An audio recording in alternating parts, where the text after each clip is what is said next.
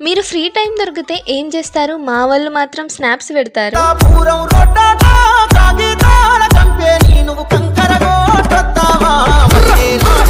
మీకు పాట నచ్చింది కదా? హోస్ట్ ఫార్మర్ రావడానికి కొంచెం టైం ఉంది, అందుకే మా వాళ్ళు కొన్ని విన్యాసాలు చేశారు. ఇంకా ముందు మామిడి తోటలకు చాలా సార్లు వెళ్ళాం, కానీ అంత పెద్ద చెట్లకు స్ప్రే చేయడం అయితే ఎప్పుడు చూడలేదు. ఈ రోజు అంకుల్ వాళ్ళ తోటలో స్ప్రేయింగ్ ఉండే. తోట మొత్తం ఆంథ్రాక్నోస్ మచ్చ తెగులు వచ్చిందనమాట. దాన్ని కంట్రోల్ చేయడానికే వాళ్ళు స్ప్రే చేస్తున్నారు. ఇప్పుడు కనుక దీన్ని కంట్రోల్ చేయలేదనుకో అది ఆకుల నుంచి పండ్లకు కూడా వ్యాపిస్తుంది.